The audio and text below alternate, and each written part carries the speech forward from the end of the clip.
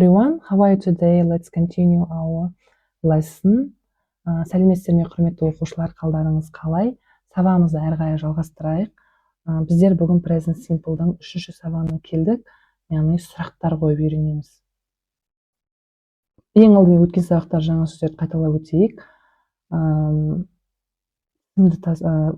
Brush my teeth, do homework, go to school, watch TV, have a shower. Енді бүгін тағы да бір топ жаңа сөздермен танысамыз. Біздер енді етістіктерді өтіп жатырғаннан кейін күнделікті қайталанатын іс-әрекеттер болғандықтан, күнделікті жасайтын әрекеттеріміз көп, сондықтан сөздерімізде көбейе береді. Кітап оқу, мысалы, read a book. Read a book. Кітап оқу деген сөз. Ән тыңдау, listen to music. Listen to music. Анама көмектесемін, help my mom. Help my mom. Егер әкеме көмектесемін болса, help my dad. Немесе help my father деп айтуға болады. Visit my grandma. Әжеме барамын. Visit my grandma. Егер атама баратын болсам, visit my grandpa. Егер апама баратын болса, visit my sister деп әртүрлі айта беруге болады. Мусор шығару, take out the rubbish.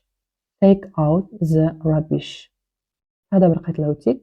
Read a book, listen to music, help my mom, visit my grandma, take out the rubbish.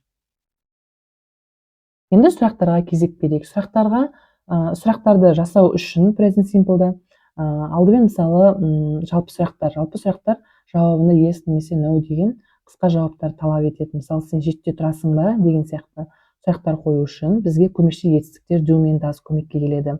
Яғни сұрақ жасау үшін жалпы сұрақ do мен does менің алдына шығып кетеді, бастауыштың алдына шығып кетеді. Бұл жерде he she'тте ғана does жүреді, қалғандарының барлығында do жүреді. Мысалы, мен таңертең 7-те тұрамын ба деген сұрақ мысал ретінде, или сен тұрасың ба? Do I get up at 7 o'clock? Yes, I do. Егер иә болса, yes, I do деп жауап береміз. Сұрақ do мен басталса, do мен жауап береміз. Егер жоқ болса, мына жағында no жағында міндетті түрде don't болады. Do not деген қысқарып don't деп қосуға болады. Егер сен 7-те тұрасың ба болса, do you get up at 7 o'clock? Иә болса, yes you do, жоқ болса, no you don't болады. He she'тте does бен басталады. Does he get up? Ешқандай s жалғанбайды. S тек қана сұрақты сақтап алыңыздар естеріңізге. S етістікке тек қана тура сөйлемде ғана жалғанады. Сұрақтарда және кер сөйлемдерде ешқандай s болмайды, бірақ көмекші етістіктер жүреді. Does he get up at 7 o'clock? Yes, he does болады мына жер. Мына жақпен does бен беріліп тұрғандықтан мына жақта does болады. Немесе no, he doesn't болады. Does she get up at 7 o'clock? Yes, she does болады. Немесе no, she doesn't болады. Келесі, does it get up at 7 o'clock? Yes, it does болады. Немесе no, it doesn't болады. Көпше формада do болады. Do we get up at 7 o'clock? Yes, we do. No, we don't болады. Do you get up at 7 o'clock? Yes, you do. No, you don't. Do they get up at 7 o'clock? Yes, they do. No, they don't. Осылай жауап береміз. Енді тағы да сұрақтар. Мысалға, do you usually watch TV in the morning? Сен әдетте телевизорды кешке таңертең қарайсың ба? Yes, we do. Мына жерде сендер деген сұрақ қойып тұрған болу керек. Сондықтан yes, we do. Иә, біздер қараймыз. Немесе, does he always take out the rubbish? Ол әрдайымда, әрқашанда мусор шығара ма? No, he мен беріліп тұрғандықтан no, he doesn't болады. Сұрақ қойылған кезде do'ден басталып тұрма, мына жерде есімдік қандай, соған мән береміз. Жауап берген кезде соған мән береміз. Себебі бұл жалпы сұрақ. Does бен беріліп тұр, he тұр, значит no, he doesn't деп жауап береміз. Немесе, do they listen to music every day? Олар, do мен басталып тұр, олар музыканы күнде тыңдай ма? Yes, they do болып қайтып келеді орнына.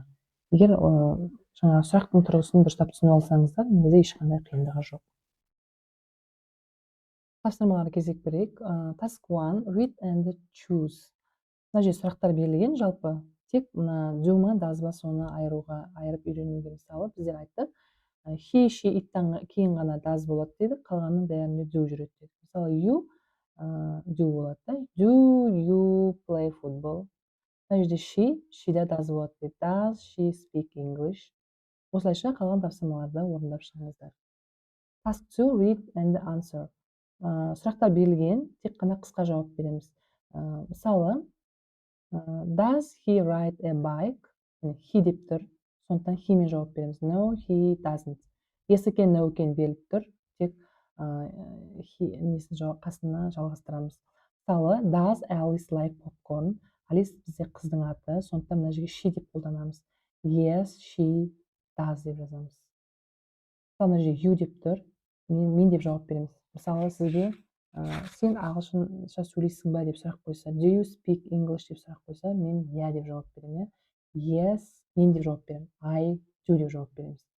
Сондықтан мән беріңіздер, the teacher деп тұр, значит ол she болуы да мүмкін, немесе he болуы да мүмкін, соған мән беріңіздер. Мына жерде your friends дейді. Your friends деген мысалы кімдер? Достар, олар, they-дің орнында тұр.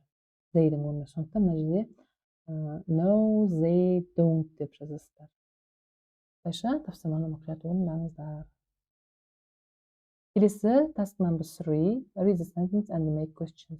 Сөйлемдер берілген, осы сөйлемдерге жалпы сұрақ қоясыздар. Мысалы, Alex gets up at 8 o'clock. Таңертең сағат 8-де тұрады Алекс. Ол сағат 8-де тұрады ма деп жалпы сұрақ қоюымыз керек. Бізге көмекші етістік does келеді. Does he болмайды, get up at 8 o'clock? Тек қана сұрақ қоямыз. You brushes your teeth every morning. Күнде таңертең тісін жуады Сью. Does she болады? Brush. болмайды.